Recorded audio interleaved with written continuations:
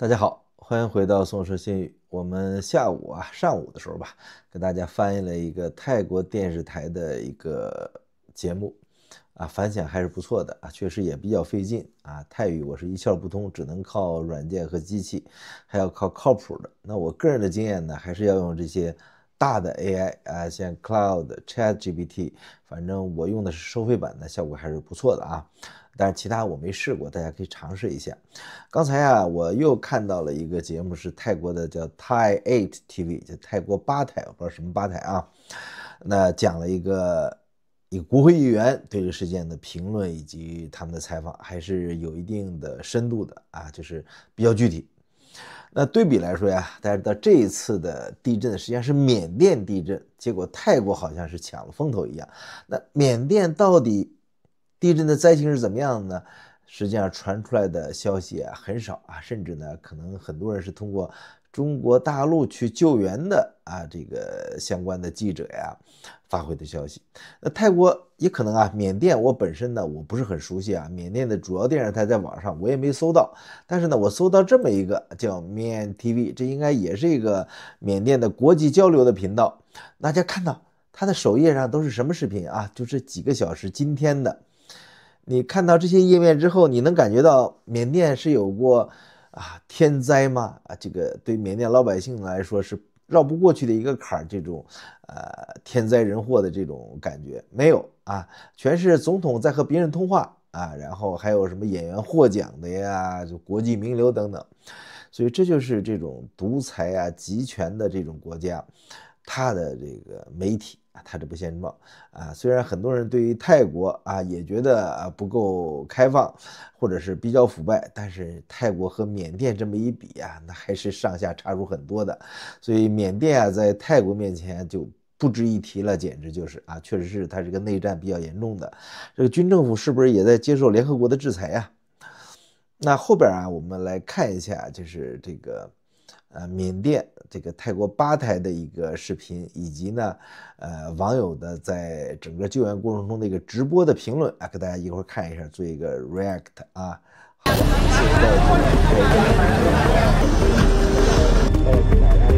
แหมอาคารถล่มแบบนี้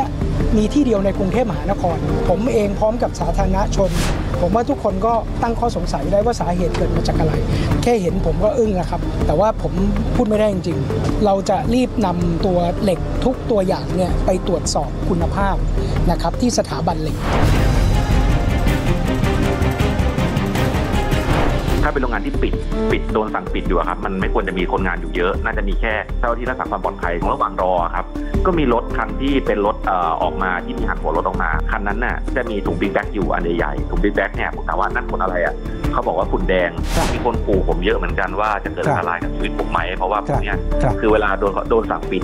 หลังจากที่ผมตามมาทางรัฐมนตรีเขาก็สั่งปิดเนี่ยเขาเสียหายไปหลายร้อยล้านแล้วนะผมไม่สนหรอกผมเป็นผู้แทนของคนในพื้นที่ผมเป็นผู้แทนของคนไทยผลประโยชน์ประเทศไทยที่จะไม่ต้องมีเหล็กพวกนี้ไปสร้างตึกที่เป็นคุณภาพมาก่อนดังนั้นก็จะพยายามผลักดันนี้กันต่อไปครับแล้วก็ผมคิดว่าไม่จบง่าย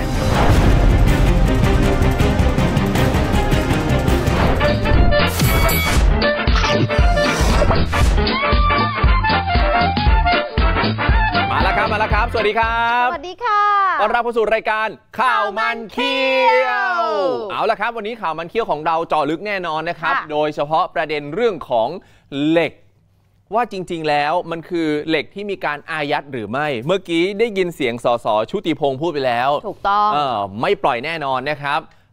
นอกจากในเรื่องของเหล็กแล้ววันนี้นะฮะบอกได้เลยครับปฏิบัติการในการค้นหาผู้สูญหายกรณีของตึกสตง.ถล่มไปนะครับใช่ค่ะด้านนี้ที่เราเห็นนี่คือการเปิดเผยออกมาทางด้านเจ้าหน้าที่ที่อยู่หน้างานนะคะเขามีการใช้เครื่องสแกนซึ่งเขาจะติดเครื่องสแกนเนี่ยขึ้นไปบนเครนรถกระเช้าแล้วก็ไปอยู่มุมสูงของตึกที่ถล่มหลังจากนั้นเขาก็สแกนบนตึกมาคุณผู้ชมจะเห็นว่ามันมีมุมหนึ่งรู้สึกจะเป็นชั้น17กับ21ใช่ไหมคะที่เป็นกองประมาณนี้ครับคุณผู้ชมอันเนี้ยที่เห็นเป็นจุดอันเนี้ยนี่คือภาพล่าสุดที่เราได้รับมานะครับนี่คือเป็นเรดาร์สหรัฐหลังจากที่มาช่วยเหลือที่บ้านเราในการค้นหาผู้สูญหายแล้วเราก็สามารถที่จะจับภาพได้เป็นเรดาร์เป็นเครื่องมือเอ็กซเรย์แล้วก็เรดาร์ตรวจจับ ชีพจรทางสหรัฐเองไปตรวจเจอร่างของคนที่ติดอยู่ใต้ซากปรักหักพังของตึกสตง.หลังจากที่พังถล่มลงมาโอ้โหตอนนี้คือเรารู้สึกขนลุกขอบคุณมากที่สามารถที่จะทำให้เรามีความหวังขึ้นมาอีกครั้งหนึ่งหลังจากที่หลายวันที่ผ่านมามันเข้าสู่วันที่4แล้วหลายคนก็ว่ามันยังหาไม่เจอเพราะเจอกันแค่คน2คนหรือ5คนอะไรอย่างเงี้ยนะครับแล้วพอร่างที่เจอปุ๊บตอนนี้กว่า70ร่างต้องบอกแบบนี้กระจุกตัวอยู่ขอให้สัญญาณชีพมีแล้วทุกคนปลอดภัยนะฮะใช่ค่ะแล้วการที่ใช้เครื่องสแกนนี้ได้รับความร่วมมือกันระหว่างเจ้าหน้าที่กู้ภัยไทยร่วมกันกับทหารสหรัฐค่ะเข้าไปช่วยเหลือผู้ติดใต้ซากตึกสตง.ซึ่งมีการนำอุปกรณ์พิเศษที่เขาเรียกว่า Live Locator และ X-ray Ground Scanning มาช่วยระบุจุดที่อาจมีผู้รอดชีวิตภาพที่เผยแพร่ล่าสุดแสดงจุดที่ตรวจพบสัญญาณชีพหลายตำแหน่งใต้ซากตึกนะคะทำให้ภารกิจค้นหาเต็มไปด้วยความหวังในส่วนของความยากของการช่วยเหลือในครั้งนี้เขาบอกเลยว่ามันยากตรงที่โครงสร้างของอาคารเนี่ยมันพังทลายแบบที่เรียกว่า Pancake Collapseถล่มซ้อนทับแบบชั้นๆผู้ชมเคยเห็นขนมแพนเค้กป่ะแพนเค้กมันจะเป็นแผ่นๆใช่ไหมเป็นชั้นๆอ่ะเป็นแผ่นๆแล้วคราวนี้พอเวลามันถล่มมาก็แผ่นหนึ่งซ้อนๆกันแบบเนี้ยโปะกันอยู่ถูกไหมมันมีความหนาแน่นค่อนข้างจะเยอะมากมีทั้งปูนมีทั้งเหล็กเส้นครับโอ้โหเยอะมากที่มันทับถมกันทีเนี้ยการที่จะเข้าไปในจุดนี้วันนี้เราได้มีโอกาสคุยกับทางด้านของพี่บินด้วยถูกต้องค่ะพี่บินเนี่ยก็บอกแบบนี้พี่บินบรรลือฤทธิ์นะครับบอกว่าการเข้าไปตอนนี้พยายามที่จะเข้าไปถึงจุดศูนย์กลางที่คุณผู้ชมเห็นเป็นกระจุกเนี่ยให้ได้มากที่สุดนะครับแต่การที่เขาแบ่งออกเป็นโซน A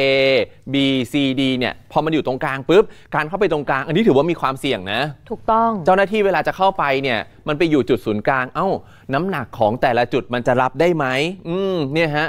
แล้วณตอนนี้ถ้าหากว่าบางทีเหมือนแบบเจอร่างแล้วก็ยังเอาขึ้นมาไม่ได้อีกนะถูกต้องด้วยความยากลำบากเพราะว่ามันถูกด้วยเศษซากต่างๆทับอยู่แล้ว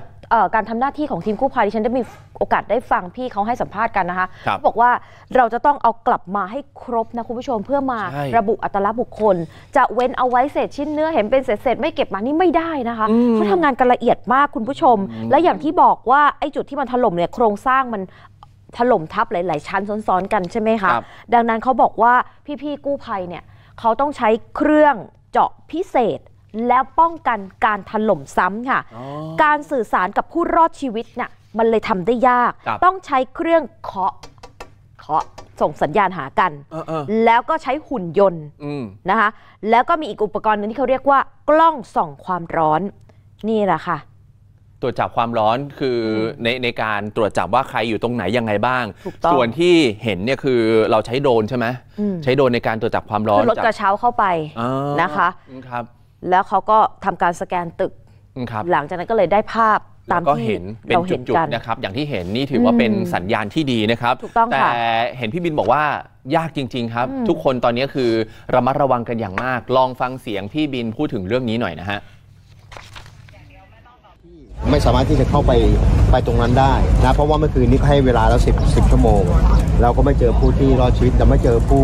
อร่างผู้ติดอยู่ภายในจนรอบๆข้างแล้วนะครับน่าจะอยู่บริเวณรอบๆส่วนกลางของตึกนะครับวันนี้ก็เลยโอเคตกลงว่าเราจะลุยจะต้องที่จะเอาร่างที่อยู่ภายในออกมาให้หมดตอนนี้ก็เจอเราทั้งหมดกี่ร่างนะตอนนี้ที่อยู่ข้างในเท่าที่เห็นได้น่าจะอยู่ประมาณสัก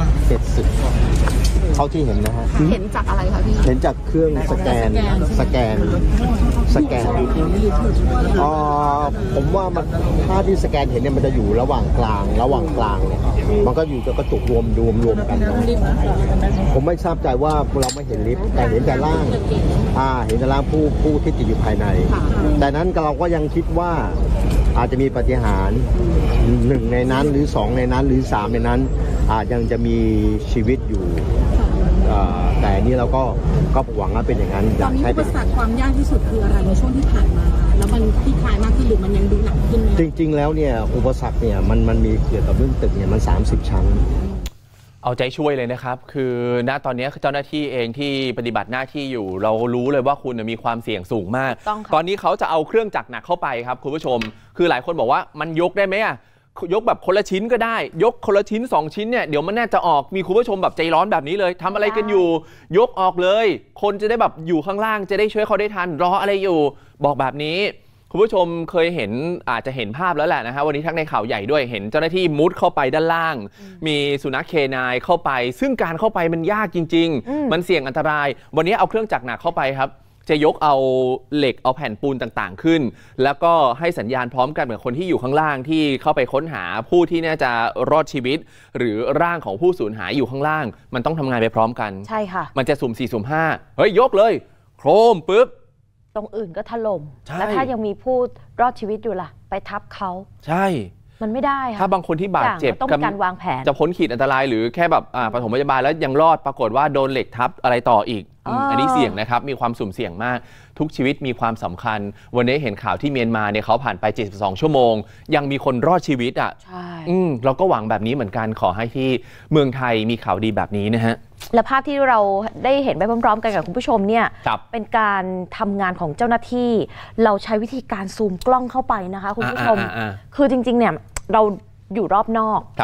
แต่เราตั้งกล้องไว้เขาก็จะมีจุดที่สื่อเข้าได้แค่บริเวณไหนไม่สามารถเข้าไปได้ไม่สามารถเข้าไปด้านในได้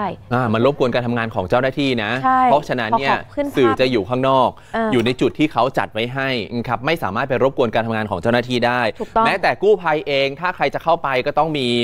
เขาเรียกว่าประสบการณ์ในการช่วยเหลือคนแล้วก็ต้องจำกัดคนในการที่จะเข้าไปช่วยเหลือด้วยแต่เห็นบอกวันนี้รองผู้ว่าท่านออกมาพูดเหมือนกันถูกไหมฮะใช่ค่ะรองศาสตราจารย์ทวิดากมลเวชนะคะรองผู้ราชการกรุงเทพมหานครให้สัมภาษณ์กับสื่อเบื้องต้นว่าจากการสแกนพื้นที่ตั้งแต่เมื่อคืนจนถึงเช้านี้ค่ะจากที่มีข้อมูลว่าพบร่างกว่า70ร่างตัวเลขนี้ท่านรองผู้ว่าบอกว่ายังขอไม่ยืนยันแต่ที่แน่ชัดคือพบร่างอย่างน้อย6ร่างค่ะกระจายอยู่ในพื้นที่โซน A และโซน C ทั้งในลักษณะของการแบบกระจุกรวมกันและก็ร่างเดี่ยวแต่ก็ยังขอไม่ยืนยันว่าอยู่ที่ระดับความลึกเท่าไหร่และเป็นผู้รอดชีวิตหรือเป็นผู้เสียชีวิตแล้วก็ขอให้เจ้าหน้าที่ทำงานก่อนนะคะถ้ามีความคืบหน้าเดี๋ยวทางท่านรองผู้ว่าก็จะมีการชี้แจงกับสื่ออีกทีหนึ่งท่านบอกนะคะว่าทางเจ้าหน้าที่ก็ยังคงปฏิบัติหน้าที่อย่างเต็มที่สุดความสามารถแม้ว่าเวลาจะล่วงเลยมามากแล้วนะคะส่วนภาพรวมสถานการณ์ทั่วไปในกรุงเทพตอนนี้เข้าสู่ภาวะปกติค่ะท่านก็บอกนะคะว่าการประกาศลดระดับภัยพิบัติเหลือระดับ2แล้วนะคะครับถึงแม้จะลดระดับในเรื่องของการเตือนภัยความรุนแรงไปนะครับแต่ว่าสิ่งที่เราลุ้นอยู่ณขณะนี้ก็คือปฏิบัติการในการช่วยเหลือร่างกว่า70ร่างที่อยู่ด้านล่างหลังจากที่ตัวเรดาร์เองมีการจับสัญญาณต่างๆได้นะครับแต่ทีเนี้ยคนก็ยังพยายามที่จะถามหาความจริงคุณผู้ชมเห็นกองเศษซากเหล็กต่างๆที่เห็นไหมฮะเนี่ยฮะมันเกิดคำถามว่าเหล็กที่ใช้ในการก่อสร้างตึกนี้เนี่ยมันมีความแข็งแรงมันมีมาตรฐานจริงหรือเปล่าเมื่อวานนี้เขาเอาไปตรวจเรียบร้อยแล้วตัดเป็นชิ้นๆไป28ท่อนได้ถูกไหมฮะหลังจากที่ตรวจไปปุ๊บปรากฏว่าทางด้านของรัฐมนตรีอุตสาหกรรมเองก็ออกมาโพสต์ Facebook เหมือนกันนะครับบอกงงกับคำตอบเหมือนกันฮะนี่ฮะคุณเอกนัทพร้อมพันธ์นะครับบอกว่างงกับคำตอบมากว่าสรุปแล้วเนี่ยผลตรวจมันเป็นยังไงมันมาตรฐานหรือเปล่าหรือไม่ได้มาตรฐานแต่ที่แน่ๆท่านบอกว่าพอดูแล้วนะฮะ28ท่อนที่ตรวจไปเนี่ยฮะมันมีเหล็กแต่ละประเภทที่เอาไปตรวจนี่ฮะแล้วถ้าเป็นไปตามที่มีการบอกปรากฏมันมีเหล็กที่ต่ำกว่ามาตรฐานเป็นเหล็กข้ออ้อยขนาด20แล้วก็32มิลลิเมตรแล้วก็เป็นยี่ห้อเดียวกันนั่นแสดงว่าตัวอย่างเหล็กที่ต่ำกว่ามาตรฐานเนี่ยมันอาจจะเป็นยี่ห้อ SKY หรือ Sky ของบริษัทซิงเคอร์หยวนจากจีนหรือไม่นี่เขาตั้งข้อสังเกตแบบนี้เพราะว่าเหล็กที่มันมีขนาด20แล้วก็32ไม่น่าจะผ่านมาตรฐานมันเบาเกินค่ายืดหยุ่นมันผิดมาตรฐานสมอ.อ้าวคุณผู้ชมแล้วถ้าอย่างนั้นเนี่ยที่ผ่านมามันเกิดอะไรขึ้นตอนนี้มันมีการอายัดเหล็กเอาไว้หรือเปล่าเดี๋ยววันนี้มีโอกาสจะได้พูดคุยนะฮะกับท่านหนึ่งซึ่งตอนนี้นั่งอยู่ข้างๆเราแล้วแต่ที่แน่ๆบอกได้เลยครับว่าทางด้านคุณเอกนัทเนี่ยบอกเลยว่าพร้อมที่จะ รับเรื่องนี้เองถ้าใครไม่กล้าถ้าใครที่แบบไม่กล้าที่จะมาพูดถึงเรื่องนี้เพราะการตรวจสอบต้องตรวจสอบอย่างจริงจังถูกต้องค่ะดังนั้นนะคะคุณผู้ชมเรื่องนี้ดิฉันสนใจ Facebook ค่ะของสสระยองของพรรคประชาชนคุณชุติพงศ์พิภพพินโยจึงต้องเชิญมานั่งข้างๆสวัสดีค่ะสวัสดีครับสวัสดีครับคุณชุติพงศ์นะโพสต์ Facebook น่าสนใจมากคุณผู้ชมเกี่ยวกับเรื่องเหล็กเส้นของจีนที่ปั๊ม SKY ซิงเคอร์หยวนเมื่อวานนี้เห็นบอกว่าลงพื้นที่ไปเองเลยใช่ไหมคะใช่ครับเป็นยังไงบ้างเล่าให้ฟังหน่อยค่ะผมเริ่มเล่าอย่างนี้ก่อนแล้วกันข้อแรกเนี่ยพอผมก็ติดตามข่าวอยู่เรื่องตึกสตง.ถล่มว่าเหล็กที่ใช้หรือวัสดุที่ใช้เนี่ยมาจากไหนบ้างทีนี้พอผมเห็นข่าวที่มีการลงอยู่ในโซเชียลมีเดียผมเห็นว่าเหล็กที่มีการอายัดไปตรวจสอบโดยทางกระทรวงอุตสาหกรรมเนี่ยเป็นเหล็กที่ตีตา SKY ผมก็จำได้ว่าอันนี้มันน่าจะเป็นเหล็กจากโรงงานในเขตผมก็คือโรงงานซิงเคอร์หยวนทีเนี้ยพอ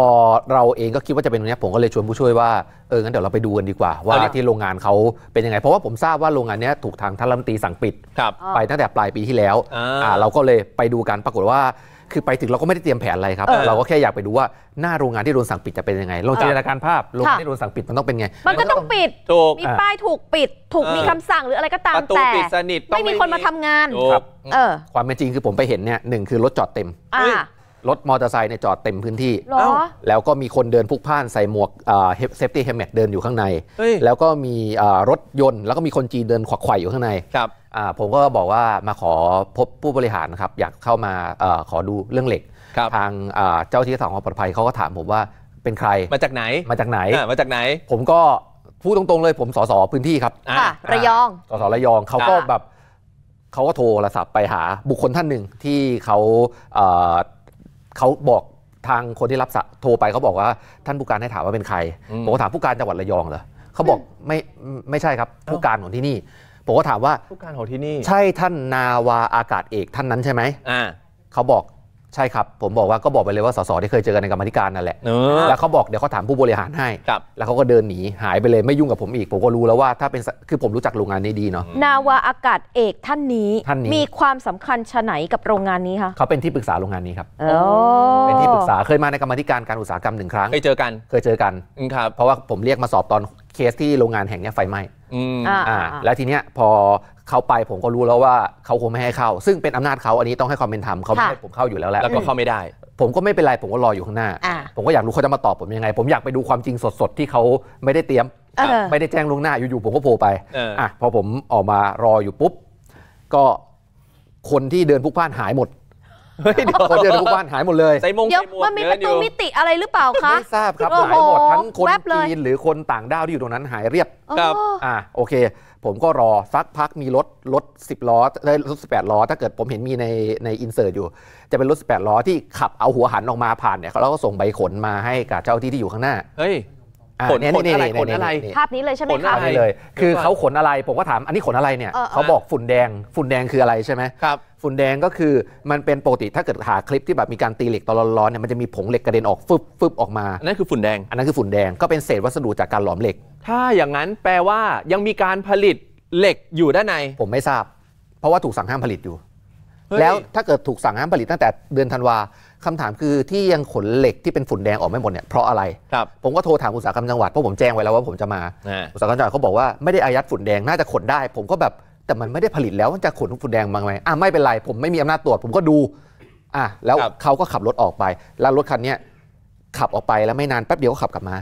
เหมือนมาขนเข้าขนออกโอเคอันนั้นไม่เป็นไรคันที่2เด็ดกว่าคือคันนี้นี่ที่อยู่ในรูปคันนี้ที่มีผ้าใบดำคลุมอยู่เป็นรถพ่วงเป็นรถพ่วงเหมือนกันแต่คันแรกเราจะเห็นว่าเขาคุมสูงข้างบนเพราะเป็นบิ๊กแบงที่ใส่ฝุ่นแดงไอ้นี่ไม่ใช่ฝุ่นแดงแน่ๆเพราะมันคุมแบบแบนๆมันคืออะไรคะผมก็ถามว่าแล้วคันนี้อะไรไม่ใช่ฝุ่นแดงนี่เจ้าที่ก็บอกว่าอ๋อย้ายที่เหล็กผมก็ย้ายที่เหล็กมันแสดงว่าด้านในมันก็ต้องเป็นเหล็กอะดิมันแปลกอีกแล้วทีนี้พอบอกว่าย้ายที่เหล็กผมก็แบบแต่โดนอายัดไม่ใช่เหรอครับเขาบอกเขาก็ไม่ตอบอะไรผมซึ่งผมก็โทรไปถามอุตสาหกรรมจังหวัดเขาบอกว่ามีการอายัดไว้แต่ผมไม่รู้ว่าอายัดทั้งหมดหรือเปล่าหรืออายัดบางส่วนทีเนี้ยมันก็ไปเป็นเรื่องที่ผมแบบถ้าเกิดโดนอายัดโดนหยุดสั่งผลิตเขาขนเหล็กไปไหนแล้วพอรถเนี่ยเห็นผมปุ๊บคันแรกฝุ่นแดงเขาขับออกคันนี้เห็นผมปุ๊บเขาขับวนกลับเข้าไปในโรงงานเลย ใช่ออกมาเสร็จปุ๊บก็ขับกลับเข้าไปเลยเหมือนโดนสั่งห้ามไหมหรือไหวตัวทันหรือเปล่าหรือไม่ทราบมันมีพิรุธอ่ะอารมณ์เหมือนคนที่เมาแล้วเจอด่านนึกออกไหมครับคือขับกลับไปแล้วแบบ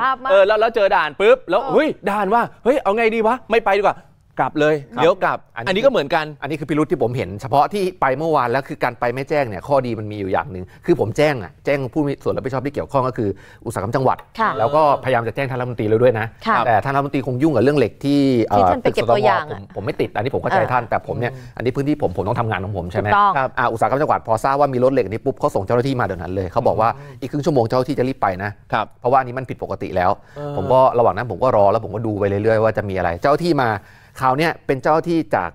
กกรมโรงงานเป็นเจ้าที่ของอุตสาหกรรมจังหวัดมีอำนาจเข้าได้แน่ครับเพราะว่าเขาอายัดของกลางไว้ในนั้นเจ้าที่อุตสาหกรรมจังหวัดมาก็บอกว่าเดี๋ยวจะขอเข้าไปตรวจดูของกลางหน่อยเขาก็เหมือนเดิมโทรหาผู้การโทรหาท่านนั้นแหละท่านนาวาอากาศเอกท่านหนึ่งเนี่ยคราวนี้เขารู้ว่าเจ้าที่อุตสาหกรรมจังหวัดมาปุ๊บเขาตัดสายพอโทรอีกรอบคราวนี้เขาไม่รับแล้วกลายเป็นเสียงฝากข้อความภาษาจีนชิงชงชิงไม่ทราบเขาไม่ได้ฟังด้วยตัวเองก็สรุปคือแม้แต่ผู้มีอำนาจเขาก็ไม่ให้เข้าครับเดี๋ยวผมโดยสรุปนะที่ผมรีบไปเนี่ยที่หนึ่งพอผมเห็นปุ๊บว่ามีเบาะแสที่ผมพอจะช่วยประเทศนี้ในการป้องกันไม่ให้เกิดเหตุพวกนี้ขึ้นได้อีกเนี่ยผมต้องแข่งกับเวลาเพราะผมรู้ว่าผมไม่อยากไปถึงแล้วก็แจ้งหน่วยงานมาพร้อมนักข่าวมาเยอะผักชีคือผมไปคนเดียวผมไปเลยผมแบบเร็วที่สุดที่จะไปได้อะไรที่มันแบบอยู่ต่อหน้านี่คือเรียวจริงๆเดี๋ยวคุณชุติพงศ์นอกจากภาพที่ลง Facebook มีภาพมากกว่านี้ให้เราดูปะไหว้ล่ะไหว้ล่ะจริงๆอันที่ลง Facebook ก็เยอะพอควรแล้วผมคัดมาลงจากอันที่คือมันจะมีอันเสี่ยงที่ไม่สุ่มเสี่ยงถูกไหมมันจะมีอันที่เป็นรูปเหล็กคือจริงๆถามมีคนถามผมเหมือนกันในโซเชียลมีคนด่าผมเยอะว่าไปทำไมไปหาแสงเหรอหรือว่าคือเราเนี่ยอยากจะไปช่วยคือเราก็หาข้อมูลถ้าผมจะเอาแบบอันนี้ภาพในเน็ตเนาะผมไปเอามาจากในเน็ตว่าคือที่ผมต้องสงสัยอย่างนึงเนี่ยโดนปิดกิจการแต่ยังขายออนไลน์อยู่นะผมลงไว้ในเพจผมแล้วลองเข้าไปดูเฮ้ยปิดกิจการแล้วขายออนไลน์ได้เหรอฮะมันสามารถเหรอนี่ลองกดเข้าไปมีไลน์ให้แอดด้วยนะลองโทรไปถามดูว่ายังขายได้ไหมเป็นชื่อที่นี่เลยเหรอฮะใช่คือแหล่งผลิตที่นี่เลยครับเหล็กสกายซึ่งเคยหยวนนะเฮ้ยเนี่ยเอาเหรอเนี่ยเขาก็ขายอยู่เนี่ยตอนนี้ก็ขายอยู่เขาขายคนละอันหรือเปล่านี่เป็น SD แอดไลน์ไปถามได้เลยเนี่ยมีไลน์อยู่ลองแอดไลน์ไปถามลองพี่น้องประชาชนเซิร์ชคำว่าเหล็กสกายซึ่งเคยหยวนมันจะขึ้นอันนี้มาอันแรกเลย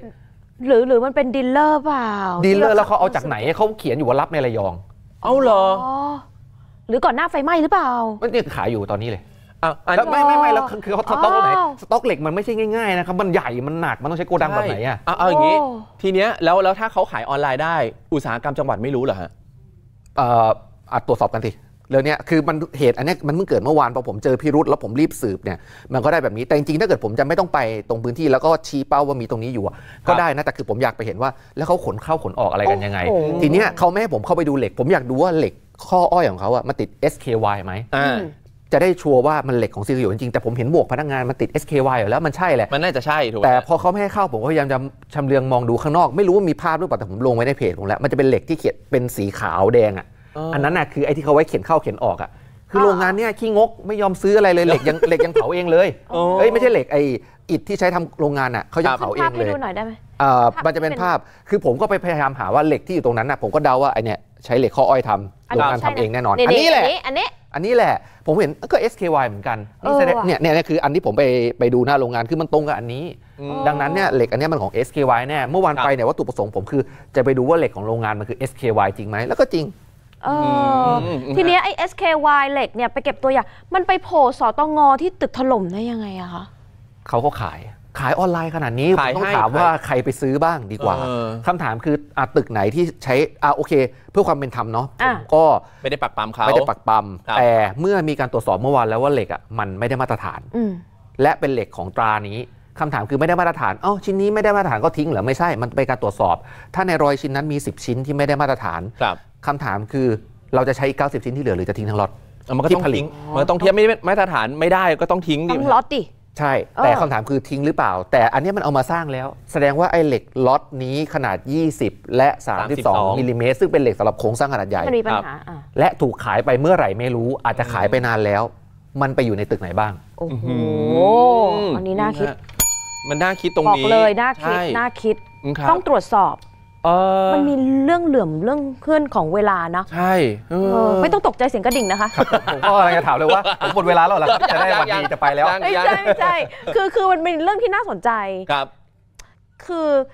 ออยากจะถามว่านอกจากข้อมูลที่พอเปิดออกมาแบบนี้แล้วหลังจากนี้จะทำอะไรได้เพิ่มเติมอีกไหมคะผมว่าอย่างแรกเนาะผมเป็นสสฝ่ายค้านอยู่พรรคประชาชนดังนั้นเนี่ยอำนาจที่ผมมีเต็มที่ก็คือการใช้กลไกกรรมาธิการซึ่งหลายๆข้อมูลที่ผมเอามาเล่าให้ฟังไม่ว่าจะเป็นการจ้างงานการที่แก้ EAA โดยไม่ทำประชาคมเนี่ยมาจากกรรมาธิการหมดแล้วผมก็จะตามเรื่องนี้ต่อว่าเหล็กล็อตนี้ที่มีการตรวจสอบคือเหล็กล็อตไหนขั้นแรกต้องเอาบัญชีหรือการจัดซื้อจัดจ้างของบริษัทที่ไม่รู้ใครเป็นนอมินีตอนนี้มันเรื่องมันไปกันใหญ่แล้ว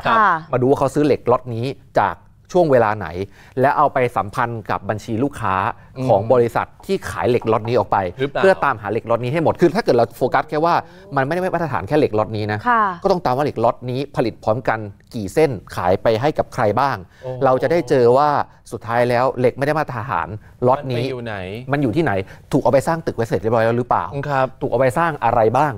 ตึกที่สร้างคือตึกไหนบ้างผมว่าตอนนี้ประชาชนต้องการคำตอบเรื่องนี้และเราในฐานะสภาผู้แทนราษฎรนะผมต้องตามเรื่องนี้และผมก็หวังว่าทางรัฐมนตรีซึ่งตอนนี้รัฐมนตรีอุตสาหกรรมเขาตรวจสอบตามหน้าที่เขาแล้วนะแต่การตรวจสอบบัญชีผู้ค้าลูกค้าเนี่ยต่อไปต้องไปทางกระทรวงพาณิชย์ต้องขยายแล้วนะตอนนี้ไม่แต่ว่าตอนนี้คือมันกลายเป็นความวิตกความหวาดหวั่นถึงแม้เราจะยังระบุไม่ได้ชัดเจนว่าการตรวจสอบเมื่อวานนี้เนี่ยมันจะสามารถระบุได้ชัดเจนไหมว่ามาตรฐานได้ไม่ได้หรือว่ายังไงแต่ทีเนี้ยมันมองเห็นแล้วนะว่าสิ่งที่เขาพยายามที่จะปกปิดหรือยังคงทำต่อโดยเฉพาะการทำเหล็กไม่ได้มาตรฐานเนี่ยมันไปสู่นั่นสู่นี่เพราะมีการตรวจสอบแล้วค่อนข้างเยอะไปโผล่คอนโดคุณหรือเปล่าไปโผล่บ้านของคุณอีกไหมอันนี้น่ากลัวน่าคิดนะคะได้คุยกับทางจังหวัดต่อไหมฮะหลังจากนี้จะยังไงต่อดีกับทางจังหวัดตอนนี้เนี่ยคือเนื่องจากเมื่อวานพอตรวจสอบเสร็จปุ๊บผมก็เข้ามาเพราะวันนี้ผมประชุมวิปค่ะครับแล้วทีเนี้ยเสร็จปุ๊บผมก็กำลังวางแผนอยู่ว่าจะทำยังไงบ้างต้องเล่าให้ฟังอีกอย่างหนึ่งคือผมเล่าได้ทุกแบบเลยใช่ไหมเล่าได้เลยฟรีสไตล์ค่ะข่าวมันเที่ยวของเราที่เคาะกระดิ่งก็ได้อย่างนี้ก็ได้จะสั่นกระดิ่งก็ได้ถามก่อนวันนี้ไม่มีใครสะกดรอยมาใช่ไหมฮะไม่มีใช่ไหมไม่ทราบครับเพราะว่าผมตอนไหนไปไม่วางใจก็เห็นว่าผมเป็นหนึ่งในชื่อของการถูกจับตาแต่ก็ช่างมันเถอะผมทำหน้าที่ผู้แทนโอเคประชาชนเลือกมาก็ทำของผมไปครับโอเคต่อโรงงานนี้ไม่ได้มีสาขาเดียวสาขาเนี้ยเคยมีเหตุไฟไหม้จำได้แต่ก่อนจะมีไฟไหม้มันมีอีกสาขาหนึ่งเป็นไซต์ก่อสร้างที่เขตผมเหมือนกันอยู่ที่อำเภอปลวกแดงตำบลตาสิทธิ์ลักษณะเนี่ยคือยังสร้างไม่เสร็จยังเป็นไซต์ก่อสร้างและสาขาตาสิทธิ์เครนถล่มถ้าจำกันได้ตอนที่เครนถล่มเนี่ยผมเป็นคนเข้าไปช่วยเจรจาคือตอนนั้นนี่คฝหน่วยงานท้องถิ่นอยู่กันเต็มเลยนะพอผมเข้าไปเจรจาเพื่อให้ทางแรงงานเนี่ยคือผมก็แบบจะทำได้หรือเปล่าก็ไม่รู้แต่ก็พยายามอย่างเต็มที่เขาต้องการเรียกร้องให้กับผู้เสียชีวิตที่เกิดจากการที่เครนถล่มลงมาผู้เสียชีวิตเนี่ยเป็นแรงงานต่างด้าวชาวเมียนมา6 คนอีก1 คนเป็นคนจีนแรกนะครับการที่ยังไม่เสร็จเป็นโรงงานสถานะเป็นไซต์ก่อสร้างเนี่ยใช้ได้เฉพาะแรงงานไทยและแรงงาน MOU คือแรงงานเมียนมากัมพูชาลาวเวียดนามเท่านั้นแค่นั้นเองคำถามคือคนจีนไปเสียชีวิตอยู่ตรงนั้นได้จีนมายังไงอันนี้อันแรกแรกผมไปตรวจสอบแล้วพบว่าคนจีนคนนี้ได้รับใบอนุญาตทำงานพิเศษของแรงงานที่ขาดแคลนในประเทศไทยเป็นคนขับเครนประเทศเราขาดคนขับเครนตอนไหนได้เลยดิอันนี้ข้อแรกแรกนะครับ2ที่2แรงงานที่เสียชีวิตเนี่ยปกติเขาได้รับการชดเชยต่ำมากเขาเลยก่อวอร์ดประท้วงพอผมเจรจาว่าเดี๋ยวผมจะพยายามรักษาการเจรจาให้เป็นไปโดยชอบธรรมที่สุดเท่าที่จะทำได้โรงงานสุดท้ายเขาก็รู้สึกว่าเขาเอาไม่อยู่แรงงานก็มี NGO มาช่วยกันเจรจากำนันแล้วก็นายอำเภอก็อยู่ตรงนั้นโดยสรุปเนี่ยผลของการพูดคุยคือได้รายละ 600,000 บาท66เท่าไหร่66 3.6 ล้านเขาเอาเงินสด3.6 ล้านลงมาจากไหนไม่รู้ที่อยู่ข้างบนไซต์ก่อสร้างมาจ่ายคำถามคือโรงงานเก็บเงิน3.6 ล้านไว้ในไซต์ก่อสร้างคืออะไรอันนี้ที่2นะมันเป็นที่ใหญ่มากเลยแต่ละที่3ที่3ต่อมีอีกเยอะครับที่ก่อสร้างเนี่ยทำ EAA การทำโรงงานขนาดใหญ่เนี่ยมันต้องทำ EAA ประเมินผลกระทบกับชุมชนทำประชาคมผ่านไหมทำ EAA ผ่านไปแล้วโอเคก็ไปตามกระบวนการแต่ไอ้ปล่องที่ไปก่อสร้างจนมันพังถล่มลงมาเนี่ยขอความสูงไว้ระดับหนึ่งแต่สร้างจริงเกินแล้วการสร้างจริงเกินเนี่ยก็ต้องไปตรวจสอบว่าการให้อนุญาตโดยท้องถิ่นอบตนั้นน่ะให้ใบอนุญาตนี้ได้ยังไงผ่านได้ยังไงถูกแล้วพอก่อสร้างไปแล้วพอพังเสร็จปุ๊บต้องทำ EAA ใหม่ถ้าจะสร้างปล่องสูงกว่านั้นปรากฏไม่ได้จัดประชาคมใช้วิธีการอันนี้ EAA เป็นคนตอบในกรรมธิการนะยังไงฮะส่งเอกสารไปให้ชาวบ้านดูบอกว่าจะปรับขนาดนะมันได้เหรอเฮ้ยตาสีตาสาก็เอารับมาก็ไม่รู้เรื่องรู้ราวอะไรถูกซึ่งถ้าเกิดมาเป็นอย่างนั้นสมมติเรานึกภาพนะคอนโดในกรุงเทพ ทำ EAA กับชุมชนโดยรอบว่าเราจะสร้างคอนโดสูง20 ชั้น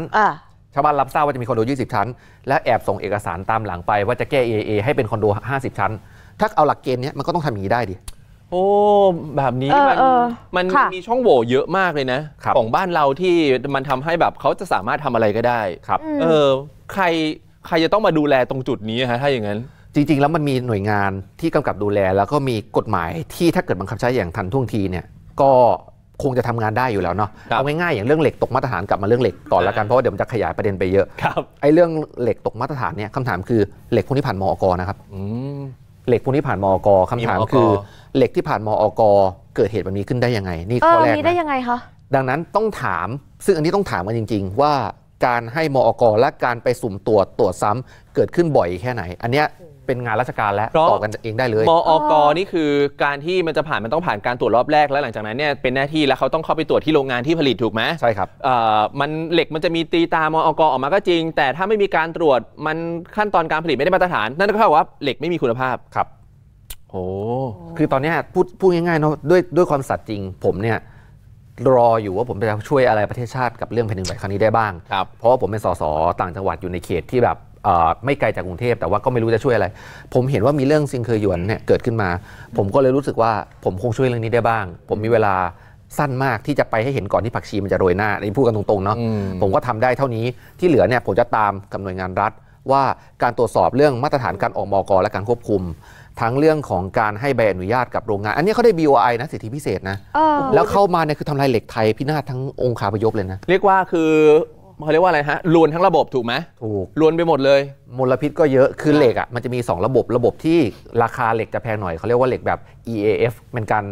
การทำเหล็กแบบคุณภาพแล้วก็มีการควบคุมมลพิษทุกอย่างอาจจะดีกว่าแต่อันนี้เป็นเทคโนโลยีแบบ IF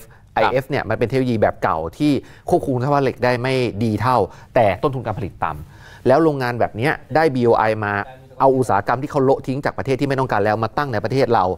ขนคนงานจากประเทศเขาเข้ามาและ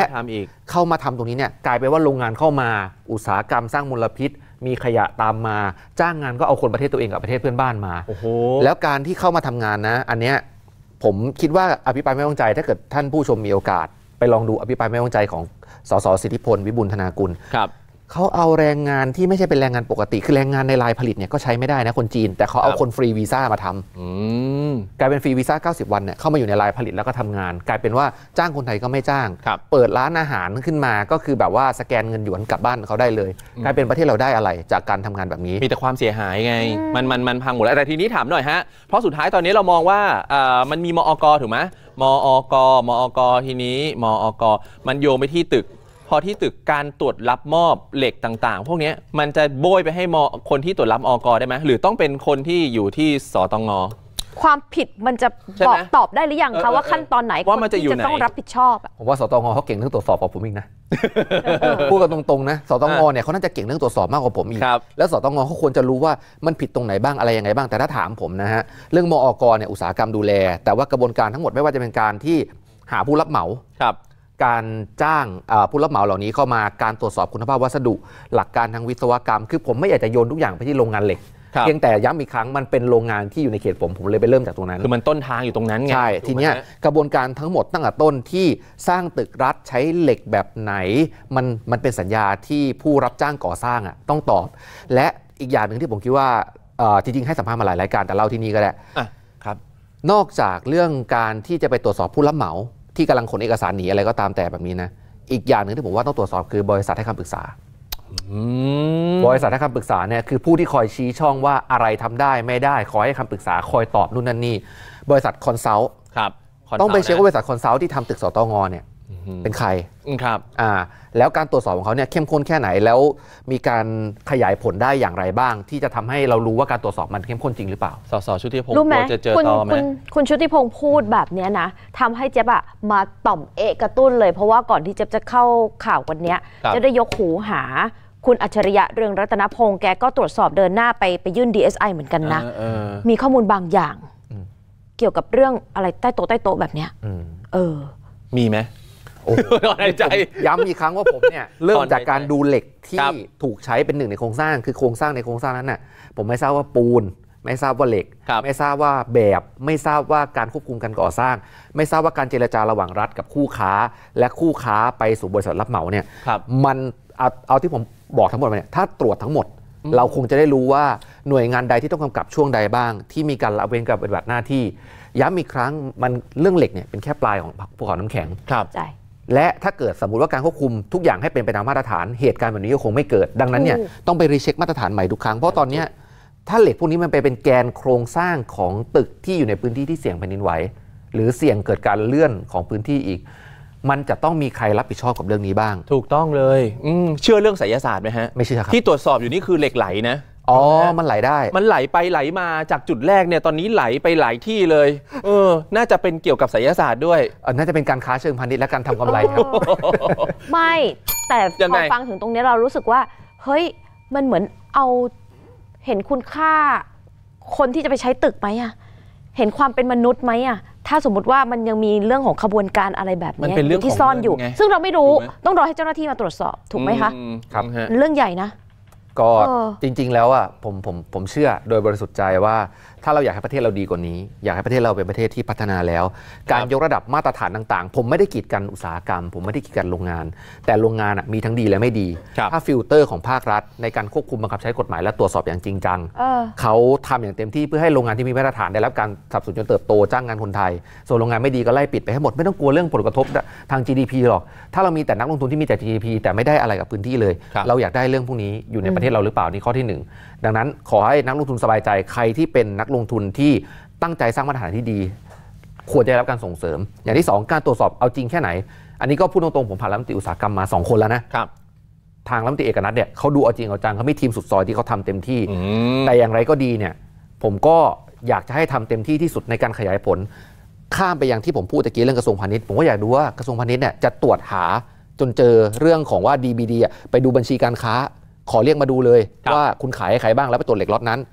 ต้องร่วมมือกันข้ามหน่วยงานแล้วทีเนี้ยเราจะได้เจอว่าทำอะไรได้บ้างส่วนการตรวจสอบนะผมเนี่ยถ้าเกิดรายการพูดไม่ต้องทางการมากผมก็ขอพูดแบบไม่ทางการเอาเลยพูดเลยคนน่ะบอกผมว่าทำไมไม่ประสานคนนั้นไม่บอกคนนี้ทำไมไปไม่แจ้งผู้มีอำนาจผมแจ้งพูดผมแจ้งทุกหน่วยงานที่เกี่ยวข้องแล้วว่าจะไปแต่ผมถ้าเกิดต้องมารอว่าทุกคนพร้อมแล้วไปพร้อมผมเนี่ยผมก็คิดว่าผมคงไม่ได้เห็นอะไรที่ผมไปเห็นหรอกเวลาผมไปผมชอบไปด้วยตัวเองก่อนแต่แจ้งหน่วยงานว่าผมไปถ้าเจออะไรแต่ผมโทรบอกนะแล้วพอเสร็จปุ๊บมันเป็นการทำงานร่วมกันอีกแบบแล้วมาคำถามคือถ้าไม่ใช่สสฝ่ายค้านที่ไปตรงนั้นถ้ารัฐมนตรีเป็นคนแอบไปเองนะใช่ไหมฝากถึงรัฐมนตรีพาณิชย์อีกนิดนึงให้ท่านแบบดำเนินการยังไงที่แบบมันจะเด็ดขาดได้บ้างท่านพิชัยนฤทธพันธ์ขั้นแรกนะครับตรวจสอบเรื่องว่าการซื้อเหล็กชุดนั้นที่ไปสร้างตึกสตง.เมื่อตรวจสอบเหล็กพบแล้วว่าไม่มีคุณภาพท่านต้องหาวิธีหาบัญชีการค้าของทั้งบริษัทที่สร้างตึกและก็สิ่งขยนมาเทียบกันว่าเหล็กล็อตนั้นถูกขายในช่วงเวลาใดไปที่หน่วยงานใดบ้างถ้าเกิดเราไม่ได้เริ่มจากอย่างนั้นนะฮะประชาชนก็ต้องสงสัยไปเรื่อยๆถูกแล้วถ้าเกิดท่านอยากจะให้ทุกคนรู้สึกว่าคลายกังวลและปลอดภัยผมคิดว่าท่านก็รู้ว่าต้องทำอย่างนี้อยู่ที่ท่านอาจจะทำเปล่าอันนี้คือบอกนะไม่ได้สอนงานนะแล้วบอกเลยว่าพอฟังแบบนี้แล้วแอบกังวลใจคอนโดที่ฉันซื้อไว้มันมีเหล็กอันนี้ด้วยหรือเปล่า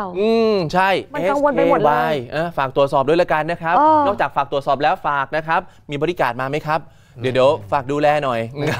ไม่เป็นไรครับเล่นไม่เป็นไรไม่กลัวอยู่แล้วคือชีวิตผู้แทนนะครับถ้ามาเป็นผู้แทนแล้วต้องกลัวว่าจะต้องพูดแทนประชาชนไม่ต้องมาเป็นถ้ามาเป็นผู้แทนแล้วเราไม่กล้าพูดในสิ่งที่รักษาประโยชน์ประเทศชาติไม่ต้องมาเป็นครับขอบคุณมากครับสสชุติพงศ์ครับผมขอบคุณมากขอบคุณมากค่ะลาคุณผู้ชมเลยนะข่าวมันเที่ยวใช่ค่ะหมดเวลาแล้วครับไปแล้วครับสวัสดีครับสวัสดีครับ好的，看完了，大家有什么感受啊？我看到以后，我觉得还是触目惊心。我觉得中间的这位议员啊，那是给他点个大大的赞，这是真正的人民代表。你们啊，我说的你们啊，就是你们知道我在说谁，你们都是个渣渣，你和人家比没有可比性，千万不要看不起泰国啊。那当然了，泰国呢，实际上刚刚经历了缅甸啊现在的这个局势，什么局势呢？就是军政府。在英拉被赶下台之后啊，曼谷经历了几年的这个军政府期间，就是一个上将当了总理，而这个审计署大楼的建造期间啊，正好和这个时间是 match 的啊。那么这里边谈到了，中国的那家钢铁企业 SKY 就新科源，它背后的那一位空军中校，大家听明白了吗？空军中校他怎么能伸手到地方钢铁呢？就是因为是军政府啊，你可以理解成太监治国，那么大小太监在各地都有利益，所以泰国的军政府啊，它不是不腐败，而是腐败起来让你想不到的那种败。所以这个新科源钢铁啊，背后是有大人物的啊，是谁？现在可以看出来，他们暗示呢是一位空军中校，当然那后边还有没有其他的人，那就难说了。所以啊，这位议员我觉得是非常有勇气的啊，在泰国。第二个呢，就是他说的确实是比较对路的，就是大家准备严查这个钢筋啊、钢材问题，但是钢材问题啊，只是这个事故中的冰山一角啊，整个流程过程中方方面面可能都有需要监管的地方，而钢材只是其中的一部分。更让人就是感到惊讶的是呢，这家新科源中国的企业，因为背后有大佬嘛，去年12月份被关闭了，实际上一直在偷偷生产，还在网络上销售。哎呀，如果他销售的还是建造高层建筑，那不知道又有多少单位、多少公司要倒霉了。像这种不合格的钢筋啊，如果是建造普通的矮层的建筑或者是桥墩什么的，不承担巨大扭力的，可能还没多大问题。所以泰国呀，一方面我们看到了泰国议员啊这种敢于出面啊，敢于出手，积极的向各个部门做反应啊，起到监督的这个作用。另一方面呢，又是处处啊就是触目惊心的腐败，触目惊心的腐败。但是啊，我们和周边的国家比比啊，比如说和缅甸比比，比如说和某大国比比，那还是挺厉害的。说实话啊，这个议员能在电视台这么大节目上，我现在看到这个叫泰什么 TV8 啊，就是8台，在 YouTube 上也有900多万的关注啊。那么上午我们看的那个就那个台是1900多万的关注，确实是很牛逼的。我们过去啊盯着王志安不放，是对王志安这个人有兴趣吗？我一点兴趣没有，只是这个人他具有典型意义，我们解剖他。同样啊，泰国的这个地震，它本来应该是说缅甸地震，泰国抢了风头。从这个里边啊，我们可以通过这一件事故，看到整个泰国社会方方面面的作用啊，从腐败到它的政治制度啊，它的这个各种各样的这个建筑规范，以及老百姓的反应。我们给大家看了很多的这个评论啊，这是在另外一个就他们台的另外一个直播视频里边的评论，我翻译成中文了。我们通过评论啊，实际上是很能反映当地的事情民意的。所以如果你只是关注啊那些大的媒体的个别报道，实际上你很难理清这个事情的全貌的啊。这就是今天给大家介绍的泰国的一家这个电视台的节目。我也不知道这次 react 能不能成功，会不会黄标啊？不过呢，我的字幕翻译的还是不错的啊，就如果黄标也没关系。整体来说呢，这次翻译我还是比较满意的啊，我自己看的也很认真。好吧，你有什么想法呢？可以在评论区留言啊。我知道我的观众里边啊也有泰国的懂泰语的大神啊，但是我们大多数人啊都不太了解，所以呢尽量给大家做一个详细的翻译。谢谢大家收看，我们下次再见，拜拜。